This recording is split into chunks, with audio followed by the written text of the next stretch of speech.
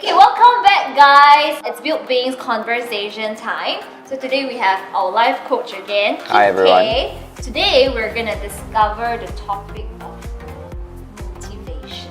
So the first question that we have, what is motivation to you and why is it important? I think often it's known as the willingness to do something, a willingness to actually pursue. Psychologically, someone said that when the pain of not doing it is greater than the pain of doing it, they will start to do it. For example, if kids has nothing to eat anymore and not moving, it's gonna be really painful. You better start to find a job, find a means to feed them. I think people associate motivation to achieving goals, progress, growth in general. So they kind of attribute motivation to be the driving force behind how someone can actually progress in life. To be successful, to do better. Exactly, yeah. Now, is it necessary to feel motivated? Like, is it something for everyone? Like, everyone must feel motivated and driven? I think there are generally a lot of ways to get things done. But definitely, when someone is motivated, I would really think that person is not dragged and is not pressured or pushed. They actually are self-initiative. So I think it's important in a way where on your way to achieve something, actually you are self-driven. What if, someone really just struggle with having motivation? Okay, so maybe this question would require us to answer the question of purpose. What do you really want? What do you really want to achieve? And why do you want to achieve that is really very important before we even talk about motivation. A lot of people achieve a lot of things, whether they are motivated or not. But after that, they are not happy. I think prior to how we get motivated, it is better to actually understand why do you actually want to be motivated to achieve that thing, to gain that goal. Because I know you and you are an extremely disciplined and extremely motivated person and he swims every day. How did you get into the rhythm of being motivated? I thought about it. At some point, I think I'm pretty self-motivated. But comparing myself to some of my closest ones, my peers or my closest friends, I think upbringing plays an important role. Why do I say that? Actually, I remember by the age of 7, I've already gotten all the freedom I want. Basically, nobody is at home. My older siblings are all already studying or working in Singapore. My mom and dad is not around. So I come home from my school bus to pretty much an empty house. So I am free to roam around. So I think I have been that person that has the freedom to experiment, to experience as I want. So what I'm trying to say is that I have not been placed a lot of boundaries and fears, like how parents tell you, no, cannot do this, no, cannot do that, hey, don't talk to strangers. I got that a lot. And don't do this, don't do that. After a while, it's very hard to feel motivated because there are a lot of fears that are instilled into your life. Although the intention, I have to say, it's for good. Parents actually want to be protective, I think. But if you ask me how do I get that, I think I'm pretty lucky that I didn't go astray. Because of the freedom that I have, I can get really motivated to do the wrong things as well. But with all the freedom that I have, somehow I have been able to experiment on things and make decisions since young.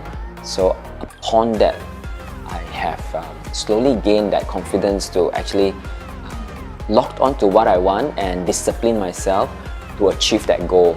So I'm trying to tell you, one of the things that you were asking is probably family upbringing plays a big matter of whether a person, if you want to try and your parents are always saying, no lah, too dangerous lah, then actually it's very hard to motivate since young. And if you want to go for sports and they say, no lah, later injured, how? You want to try to learn something and then they say, no, just keep on to study and stay at home. In that kind of upbringing, actually, people feel no point trying, so the motivation doesn't come. But that's Asian context, I think. Do you think that there is a relation between motivation and habit? Like it is also to feel motivated is also habitual. Okay, I think motivation to me leads to momentum. most people start with a simple thought leading to an action. Consistent action or consistent pattern will actually lead to a habit. Habit is extremely powerful. Yes. Motivation, I think, has more to do with how you start something, how you sustain something, and how you finish something. So it's the factor, but habit is beyond that. Whether you feel motivated or not, you see a lot of people that has certain habits in their lives. They don't need to be motivated to pick up a cigarette. They don't need to be motivated to watch a drama, right? I don't think they wait for motivation to do something that of their habits. So it's different in that way. Yes. What are the 3 things they can start doing to actually garner some motivation, like to be more motivated? Okay, so here I want to actually debunk a myth. A lot of people think that motivation is what gets them going or started. I feel over the years of coaching and helping others to progress, actually motivation comes when you take action. Motivation doesn't come before you take action.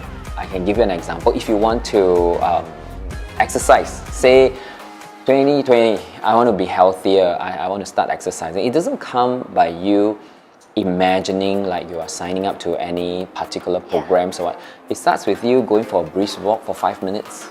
Today I was just posting after I swam. Today I just thought, let's not make decision based on how you feel. Make decision based on how you want to feel after that. So I know if I finish swimming, definitely I'll feel good. So I make decision based on how I'm going to feel after that rather than how I feel before that. Secondly, you were saying 3 things, right? That will help us in our motivation. Start somewhere, start something small, start something that maybe you don't even have to think about it, you can do it. Just start like that. That is known as the Goldilocks rules. If you want to learn tennis and I match you up with Nadal, you definitely forget about it. But if you go to your category, almost your level, you're pretty up for it and you feel there's a chance to win. So start with something small, start with something that you like. For example, I always feel that generally all of us want to be healthy. But just because everyone is going to certain programs, it doesn't mean that it doesn't suit you, it doesn't suit you. So try fast and fail fast, and then keep trying until something that you like. And finally, I think build a community around you. I think sometimes I realize that to skip that session is easy if I'm alone. But if you have friends of waiting for you, you probably will give into it, and after that you feel good about it because your community actually supports you. So what's the one step they can take now to really step out and start, finding their why, finding their motivation and start, really living? I always believe that our why is not through some guru or someone up in a mountain. It's always deep inside, deep inside. It's already there. I always view that the younger you are, the purer actually your seed, your desire is. And I look at my children, how they are just different, so different since young. I see that the why, it's the courage to dig deep. The why is the courage to actually look at the mirror and ask yourself, who are you and do you really like? Okay, take away all the other voices in your life. What really makes you happy? What really makes you feel alive? And I like to say that just because you are not dead doesn't mean that you are really alive. A lot of people do a lot of things to insulate themselves, protect themselves from being dead. You can bubble wrap yourself so that nobody can hurt you. But that is very far from being really alive. Being alive means you know who you are, you know how you are wired, you know where you are going, you know actually why you make decisions like that. So The motivation starts from you willing to actually dig deep, search deep, be mindful, be self-aware.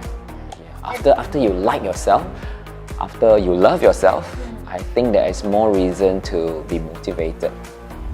You imagine, I have spoken to a lot of people actually.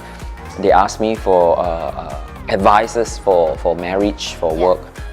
I just ask them, if you don't even enjoy being yourself, how could you actually see any reason you want to motivate yourself to do anything? And if you don't even enjoy being yourself, you don't like yourself, you don't love yourself, how can someone possibly like you or love you or actually enjoy being with you? So it starts from yourself. Yeah.